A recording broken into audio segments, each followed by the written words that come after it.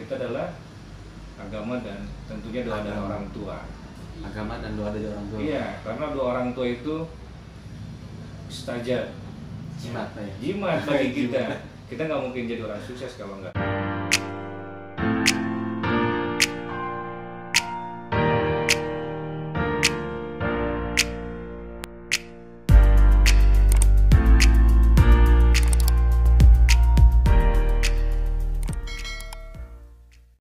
Oke, assalamualaikum warahmatullahi wabarakatuh. Halo teman-teman semua, apa kabar hari ini? Saya doakan semoga kalian selalu diberikan kesehatan, kebahagiaan, dan juga rezeki yang berlimpah oleh Allah Subhanahu Wa Taala. Amin ya Rabbal Alamin. Kali ini kita akan coba ngobrol dengan salah satu wakil direktur kampus AKPI yang ada di Kota Serang. Konon katanya beliau menjadi wakil direktur saat ini adalah hasil dari jimat, teman-teman. Jimat dari mana? Jimat dari doa orang tuanya. Beliau adalah salah satu orang yang sangat banyak memberikan motivasi kepada saya. Selain juga senior saya di HMI, beliau juga adalah mantan kepala sekolah dari sekolahan Al-Ajiz Kota Serang.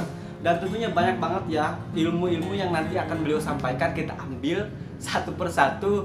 Dan ini luar biasa, masih muda, hot date teman-teman. Oke, cek video selengkapnya sampai beres. Jangan lewatkan, jangan skip. Yang baru pertama kali nonton silahkan subscribe dulu. Nah teman-teman semua, beliau ini asli dari Lebak ya, Rangkas, dari Maja tempatnya. Saya juga berani untuk ngajak beliau untuk ngobrol bareng, sharing pengalaman, organisasi, politik, dan semualah. Yang pasti insya Allah ini bermanfaat. Tonton sampai habis. Oke, kita mulai. Oke teman-teman semua, kali ini kita sudah bertemu dengan Bapak Wakil Direktur ya. Silahkan Pak, perkenalkan. Ya, assalamualaikum warahmatullahi wabarakatuh. Waalaikumsalam. Nama saya Ahmad Hakiki. Ahmad Hakiki ya Pak ya? Saya tinggal di Kuranji sekarang ya. Kuranji. Di Lebak. Sekarang punya rumah. Domisili udah di sini Pak? Domisili di sini di Oh Kuranji. udah di sini. Jadi Kecamatan Taktakan. lahirnya di Lebak Pak? Di Lebak. Di Lebak. Saya dari SD sampai aliyah saya di Lebak. Nah, cuma dari 2004 ketika kuliah S1 saya di Serang sampai sekarang. Kuliah di mana tuh Pak? Di IAIB. Di IAIB. Saya S1 di IAIB, S2 di UIN Serang, S3 di UIN Ciputat Jakarta. Oh luar biasa. Itu tahun berapa Pak S2 Pak? S2 saya lulus kemarin 2018 ya, 2018-2019 saya lulusnya. Nah, dari 2020 saya lanjut S3 sampai sekarang, baru menginjak semester 3. Wah keren banget. Sekarang udah S3, lanjut udah semester 3 bentar lagi Pak ya beresnya. Enggak, lumayan sih, masih sekitar beberapa semester lagi, setahun 2 tahun. Tahun 2 tahun. Berarti keluarga semua sekarang di Kuranji Pak ya? Ya, alhamdulillah kita sudah tinggal di Kuranji tetap. Untuk istri kesibukannya ngajar juga Pak? Nah, istri di rumah aja ngurus biasa anak-anak. Anak-anak gitu ya. Fokus di keluarga. Jadi termasuknya masih hot date banget nih teman-teman. Ya. Nah ini adalah salah satu kenapa saya pengen ngobrol sama beliau. Jadi kita cerita soal pengalaman yang sebetulnya jarang banget ya orang-orang yang berpikir gimana sih. Jarang banget apalagi di kampung saya ini di Gunung Sari dan juga di Pandeglang untuk ke pendidikan sampai S1, S2, S3 itu kayaknya kurang banget gitu Pak. Motivasi Bapak buat kuliah sampai ke S3. Kita sekarang hidup di era modern ya, era milenial lah kalau orang-orang sekarang. Kalau kita nggak punya skill, kita nggak punya kualitas, nggak punya kemampuan, atau nggak punya pendidikan, kita akan kesulitan bersaing dengan orang lain. Betul. Artinya, ya salah satunya kita untuk meningkatkan kualitas itu dengan meningkatkan pendidikan. Betul. Karena kalau kita pendidikannya sudah istilahnya lumayan tinggi ya artinya ada hal yang meningkat dari kita baik dari segi ilmuwan, pengalaman dan sebagainya. Termasuk relasi juga Pak. Ya. Karena pengalaman Bapak di SMP Al-Ajiz ya waktu itu? SMK Al-Ajiz gitu bisa jadi kepala sekolah, gimana ceritanya itu Pak? Ya, saya sambil kuliah kebetulan salah satu dosen saya meminta saya untuk ngabdi di salah satu sekolah. Awalnya itu Pak. Akhirnya saya terima, jadi kuliah plus ngajar. Jadi saya kuliah siang, dari pagi sampai siang saya di sekolah. Nah, saya ngajar pagi ya, di sekolah saya pagi sampai siang, kuliah siang dari jam 1 sampai jam 5 sore. Itu puncaknya pas waktu disuruh jadi kepala sekolah atau berapa tuh Pak? Saya 2008 ya, berarti di semester 6. Semester 6 udah jadi kepala sekolah Pak? Wah Ya makanya saya keren itu salah banget. satu Kepala sekolah termuda seprovinsi Banten. Kepala sekolah termuda provinsi Banten, keren. Jadi waktu itu nggak ada, maksudnya apa, kan biasanya kan masih muda, masih muda nih malu apa gimana gitu.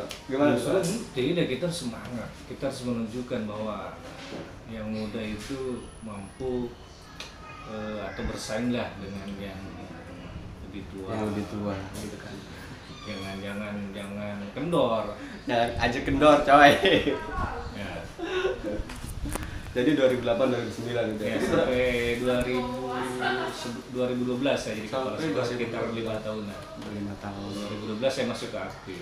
AKPI 2012 masuk ke AKPI sampai sekarang. Sampai sekarang. Pengalaman Bapak kan udah hampir 8 tahun lah ya di ngurusin anak-anak AKPI nih. Ya. Untuk budaya literasi sendiri, menurut Bapak seperti apa? Kalau saya lihat ya, anak-anak muda sekarang itu agak susah ya baca buku itu ya. Betul. Lebih kebanyakan mainnya handphone ya. Handphone gitu ya. Gadget lah atau Game dan smartphone lah. lain-lain gitu ya. Mainkan game online. Game online gitu. Makanya di kelas suka saya motivasi. Nah, baca literasi itu kan nggak mesti harus dari buku. Ya, ibu bisa Ya, gitu kan bisa dari e-book atau internet atau Google Scholarship kayak makalah-makalah kayak gitu kan. Artinya ya jangan digunakan HP itu untuk main HP aja atau main game. Kan bisa digunakan untuk hal-hal yang positif yang lain. Kalau saya seperti itu. Jadi untuk budaya literasi di AKPI sendiri belum begitu masif gitu kan? Ya, Masih gimana? saya lihat ya emang anak zaman sekarang ya seperti itu ya, seperti itu. Artinya masih sangat jarang yang suka baca buku ya. Kalau solusi ya kita emang setiap ngajar juga ya ngasih motivasi aja. Motivasi itu. Karena kan banyak juga tugas kuliah itu yang pasti membutuhkan itu Baca kayak buku. literasi buku ya. Betul. Salah satunya saya sering nasihat itu jangan plagiasi, hindari plagiasi. Benar. Itu kan kita kan akademisi, artinya setidaknya hindarkanlah plagiasi. Pelanggaran itu ya. Makanya pengalaman saya kuliah S3 itu di Jakarta itu ya luar biasa. Makalah aja kan harus dicek plagiasi. Harus cek plagiasi. Makanya ini yang saya coba terapkan dengan cara pembuatan makalah yang tidak ini googling lah, tidak kebanyakan Copy googling. paste gitu ya. Hambatan terbesar Bapak dari pertama ngajar sampai saat ini untuk di AKPI sendiri apa itu Pak? Paling susah gitu dilawan? Paling susah itu ya budaya anak itu manajemen waktu ya, kadang banyak yang terlambat dan banyak juga ya itu biasanya makalah itu banyak ya kebanyakan googlingnya ya. Banyakan googling copy paste gitu Ya, ya. seperti itu kebanyakannya kalau yang saya temukan dan setiap saya ngajar. Bukannya di setiap kuliah juga kayak gitu kali Pak? Ya Setiap biasanya, juga begitu. tapi kan apa ya? Biasanya kan harus kita hindari. Biasanya itu kan harus dihindari karena kurang baik ya. Iya, Kurang baik benar. seperti itu. Karena saking mudahnya sekarang Pak ya. Karena ya tadi teknologi Semakin berkembang. berkembang. Ya, kalau dulu kan kita bikin makalah itu, saya bikin makalah waktu kuliah itu kan baca buku diketik kan pakai mesin ketik. Oh, gitu. Kalau sekarang kan laptop komputer kan cepet ya kopas. Iya, HP juga udah bisa Ya, sebenarnya. kalau dulu kan pakai mesin ketik, kita bikin Iya. makalah itu kan pakai mesin ketik. Komputer juga belum terlalu ini ya, ke internet kan belum terlalu ya waktu saya Iya. kuliah itu 2004, 2005, 2006 itu kan internet belum masuk ada gitu. kalau nggak salah ya. Belum. Kalau HP kan sudah, HP udah. tapi kan masih ringtone Ya, ya, masih nelpon-nelpon hitam doang. putih. Iya. Kalau Handphone sekarang kan SMS canggih. gitu, iya, sekarang canggih. Jadi kita balik lagi ke daerah beliau. Ini kan asalnya kan dari kampung ya. Kampung Pak ya. Iya. Nggak apa-apa nih saya sebut kampung karena saya juga orang kampung. Jadi begini Pak, kita flashback ke masa lalu. Biasanya kalau orang-orang kampung ini udahlah asal kita bisa makan, asal kita cukup, jangan banyak keinginan, jangan banyak tuntutan ini segala macem. Biasanya gitu kan kalau di kampung-kampung, bahkan sampai saat ini juga masih bahasa itu masih terngiang-ngiang gitu kan Pak. Yang saya tanyakan orang tua Bapak sendiri untuk di pendidikan sampai sadar gitu anaknya untuk kuliah tinggi itu apakah backgroundnya emang pendidik, apa orang biasa atau gimana tuh? Jadi justru orang tua sini termasuk orang tua yang luar biasa. Walaupun mereka pendidikannya SR ya, sekolah rakyat, tapi anak-anaknya itu Punten Pak, SR itu dulu, sekolah sekarang apa tuh? kalau dulu SR, sekarang SD. Oh, SD, tamatan SD gitu. SD juga nggak lulus. Oh gitu. Ibu saya nggak lulus SD. Iya iya iya. Terus Pak. Tapi untuk pendidikan mereka paling utama. Jadi yang dibekalkan kepada kita itu bukan harta, tapi adalah pendidikan. Pendidikan. Karena orang yang punya ilmu, yang punya pendidikan, artinya harta itu kan bisa ngikut. Tapi kalau kita dikasih modal harta, kan habis begitu saja. Iya. Tapi kalau kita punya pendidikan tinggi, itu modal awal kita untuk bisa hidup bersaing di. Tapi pada saat itu di daerah Bapak untuk yang ke pendidikan sampai saat ini gitu kan, ya maksudnya minimal sampai S1 aja. Banyak juga teman-teman yang di satu kampung gitu. Jarang. Oh jarang. Jarang. Kehitung jari gitu. Ya, bisa dihitung dengan jari lah berapa orang yang melanjutkan ke kuliah. Karena pola pikir mereka kan pengen lulus sekolah kerja, lulus sekolah kerja. Iya betul betul. Berarti orang tua Pak Kiki ini salah satu orang yang sadar gitu kan pendidikannya kan sebenarnya ini juga bisa ya, bisa jadi pelajaran juga buat para penonton yang usianya di atas 40-50 itu kan, bahwa nggak semuanya orang kampungnya sekarang jadul gitu kan, nggak ketinggalan zaman lah. Maksudnya untuk pendidikan kan harus bener-bener kita tinggi gitu kan ya. Untuk sekarang di daerah Bapak sendiri, di daerah Maji itu gimana perkembangan Pak? Maja sekarang perkembangan luar biasa ya, bisa dikatakan modern ya, banyak perumahan-perumahan yang berdiri, banyak bahkan sekarang kan ada kereta KRL itu udah sampai Maja. Artinya kalau saya lihat itu orang-orang Jakarta itu banyak yang tinggal di Maja, di karena Maja perumahan dibandingkan dengan di Jakarta sendiri mungkin capek, macet, tinggal di Jakarta mereka pulang pergi naik kereta kan tinggal berapa menit doang dari Maja. Itu makanya, nah sekarang mulai mungkin banyak yang mulai berpikir tentang pendidikan. Betul. Kalau kayak gitu terus Mulai sadar gitu, mulai Pak. sadar, artinya mereka mulai sadar akan pentingnya pendidikan. Kalau kita nggak punya pendidikan, kita akan terasing oleh orang-orang asing. Betul. Dan kita hanya nanti jadi babu di negara kita sendiri. Dikuasain gitu kan. Iya, kalau saing, ya kan. Sekarang petani aja banyak yang dari luar Dari ya. luar, betul. Dari luar ya. Tukang bangunan juga banyak dari luar. Kan para pekerja kan banyak yang dari luar Benar, nih. benar. Masa kita mau nonton aja? Makanya salah satunya kita harus pendidikan. Udah punya anak berapa Pak? Benar? Saya udah baru 3. 3. Udah sampai mana tuh sekolahnya? Anak saya yang pertama kelas 4 SD. Kelas 4 Yang SD. kedua belum sekolah, umur usia 5 tahunan. Yang ketiga baru usia 8 bulan, 9 bulan lah sekarang. 9 bulan. Nah, saya juga kan selalu orang tua nih Pak. Teman-teman juga mungkin di sini ada yang baru nikah, ada yang udah nikah, ada yang sekarang lagi ngurusin anak-anak. Ini solusi biar mereka itu kan, karena lagi-lagi kita kan bukan terbentur sebenarnya di samping sekarang ini zaman maju, teknologi maju, tapi kan jadi bumerang juga buat mereka-mereka yang nggak bisa menggunakan gitu kan. Banyaklah negatifnya daripada positifnya. Nah, solusi Bapak buat mereka nih, pengalaman dari pribadi aja buat anak-anak gimana? Buat menghindari hal negatif di media ya. Iya. Controlling ya, kita selaku orang tua tidak melepas begitu aja. Ya, saya paham betul akan kemajuan teknologi. Anak saya sama, setiap hari main HP, tapi tetap pengawasan dari orang tua tetap. Ya, sehingga bisa terhindar dari hal-hal yang negatif dari kemajuan teknologi. Iya. Pendidikan paling penting, terutama juga agama yang paling penting. Makanya saya jadwal mereka boleh main HP dari jam sekian sampai jam sekian, kemudian habis maghrib tetap harus mengaji kan, sholat. Nanti selepas itu belajar sebentar sambil tiduran, sebelum tidur mungkin nggak apa-apa saya main HP dulu sebentar, setelah itu tidur. Jam 9 sudah nggak ada main HP lagi, tidur semua. Jadi peran orang tua dan juga peran bapak dan juga si ibu ya, Iya. kan benar-benar aktif banget ya untuk kontrol. Ya betul, jadi kolaborasi antara orang tua nih, jadi ibu dan saya suami gitu kan, mengawasi anak-anak. Sekarang kan lagi di mana-mana memang lagi pandemi Pak ya. COVID-19 ini lama-lama nambah aja gitu kan, bukan nambah hilang tapi nambah jadi masalah gitu. Untuk Bapak sendiri di sekolah ini gimana tuh? Aktif atau gimana sementara ini? Sementara ini kita mengikuti anjuran pemerintah Daring daring ya, masih daring perkuliahan. untuk karyawan pun terbatas ya, jam kerjanya di jadwal juga ya, tidak setiap hari masuk. Ini untuk menghindari penyebaran COVID ya. Ya betul. Jadi masih dari sampai kapan tuh? Udah ada ketentuan?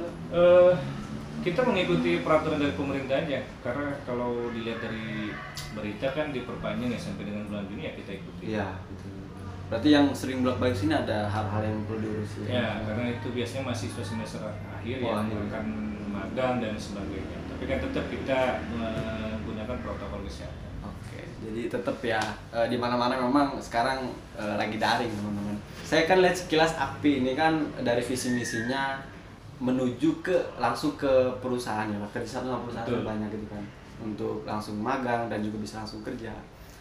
Ini untuk realita sendiri Pak, berapa persen sih Pak dari mahasiswa yang angkatan dari sini langsung kerja gitu Pak? Kalau saya lihat sampai 70-80% mahasiswa kita, alumni kita sudah pada bekerja.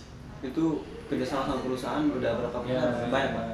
Kita ada juga kan beberapa dosen kita yang di HRD perusahaan-perusahaan. Oh gitu. Itu aja, mungkin sambil ngajar beliau kan sambil nyari potensi yang ya, karena mahasiswa. Betul. Karena kan setiap tahun alumni dari masing-masing kuliah ini kan ribuan, bahkan puluhan ribu gitu kan. Sementara tempat bekerja itu kan terbatas gitu Pak. Berarti untuk aku sendiri ada gitu solusi gitu Pak ya. Ya, selain itu kan kita juga yang paling penting dulu meningkatkan kualitas, menyiapkan kualitas anak-anak kita ya. Menyiapkan kualitas lulusan dengan salah satunya selain materi perkuliahan yang kita bekali adalah sertifikasi kompetensi.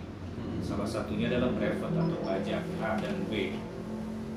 Itu kita siapkan. Jadi anak-anak kita banyak yang ada juga yang jadi konsultan pajak, ada juga yang bagian keuangan di beberapa perusahaan. Makanya ya itu. Jadi selain perkuliahan kita ada sertifikasi. Ada juga komputernya. Kalau di akuntansinya ya kita mayop. Kalau untuk perbankannya itu kita ada operasional bank. Artinya anak-anak yang mengambil jurusan perbankan itu langsung terjun dibekali dengan sertifikasi perbankan. Dan yang mana dosennya ini, pengajarnya ini kita langsung ambil dari bank-bank, dari baik milik swasta ataupun pemerintah, baik syariah ataupun konvensional. Oh, langsung dari pihak bank. Ya. Keren. Jadi untuk skill gitu kayak lebih ke skill. Untuk kualitas, peningkatan kualitasnya. Ya, kalau brevet kita bekerja sama dengan kantor pajak Tata Masyarakat. Artinya memang betul-betul nih. Iya.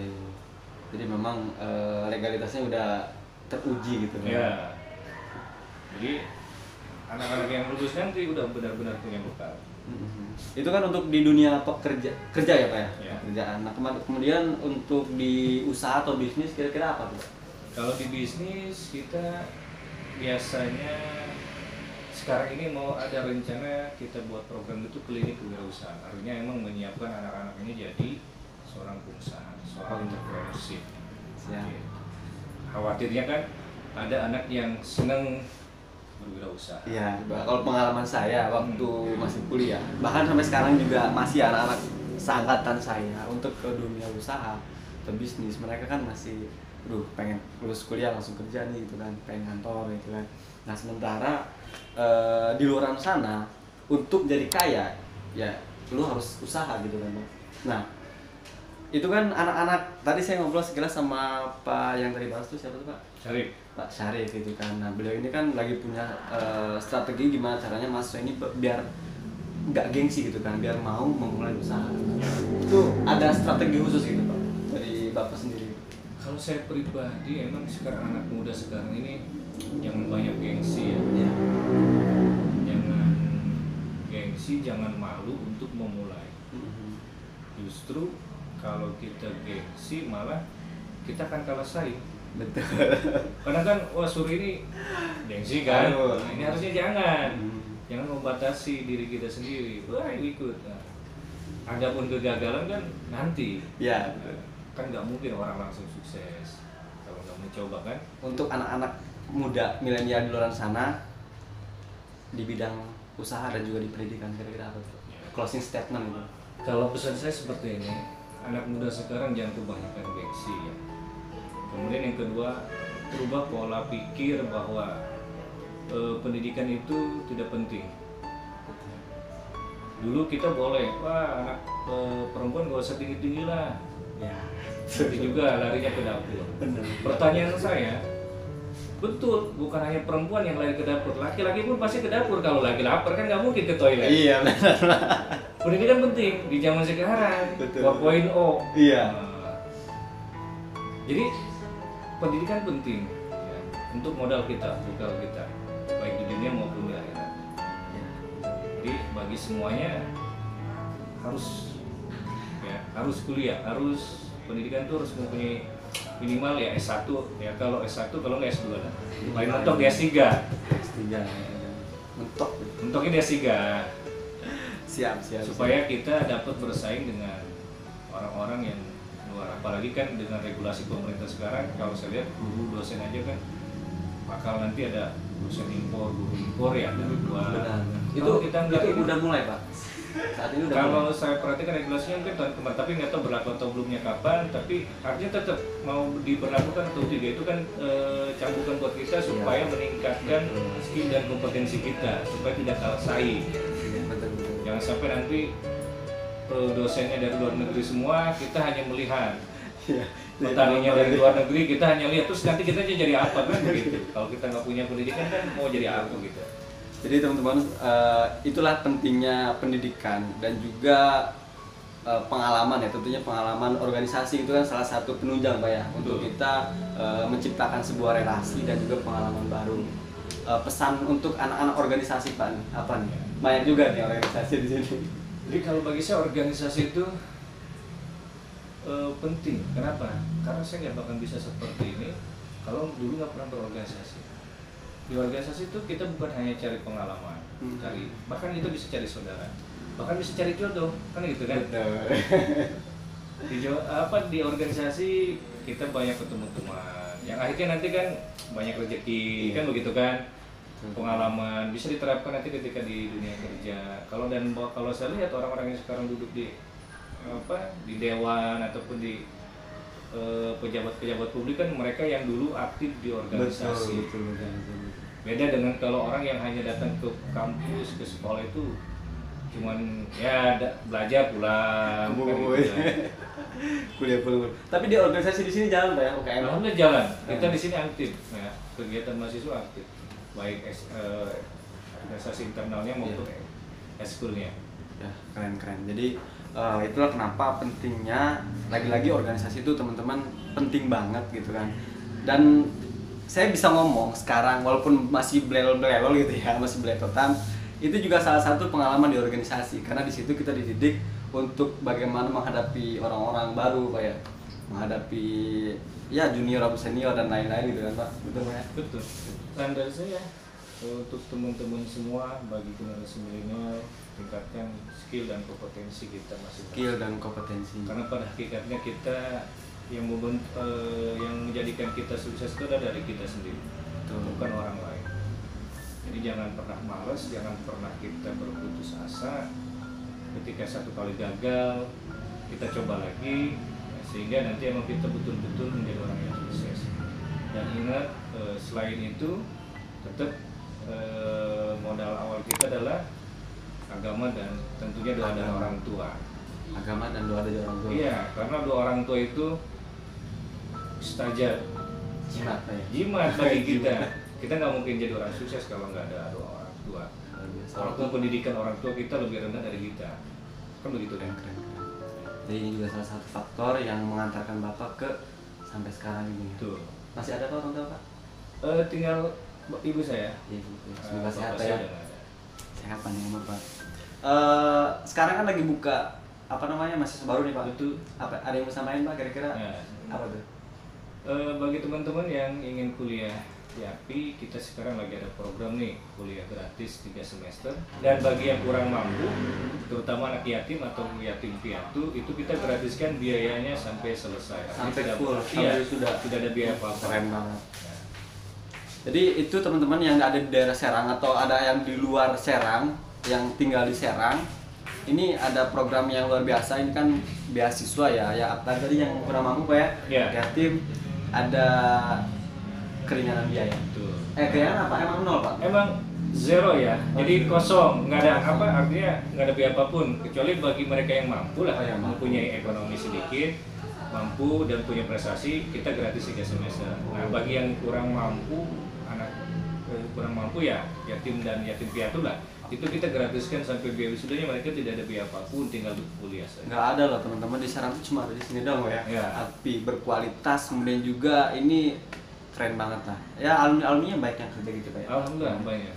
Nanti boleh saya minta salah satu biografi dari mereka-mereka yang udah lulus Pak ya, biar saya cantumin di sini. Boleh. Maksudnya sekarang udah di mana, kerjanya apa gitu kan, bisa ngasih pesan-pesan buat di sini gitu kan.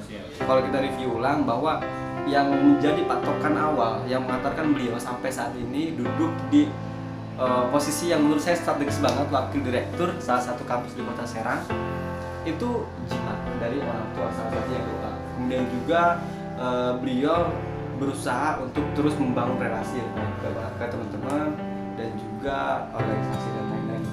Makanya teman-teman semua, kalau yang orang tua yang masih ada, kita sering doakan, sering nyampe ke rumah, doanya. Kemudian juga jangan takut untuk mencoba hal baru ya. Oke, terima kasih. Yang baru pertama kali nonton channel ini silahkan subscribe dulu ya, agar channel ini bisa memberikan inspirasi kepada kalian di obrolan-obrolan yang akan datang. Terima kasih, saya Samuel Hidayat. Saya Mana Kiki. Assalamualaikum warahmatullahi wabarakatuh.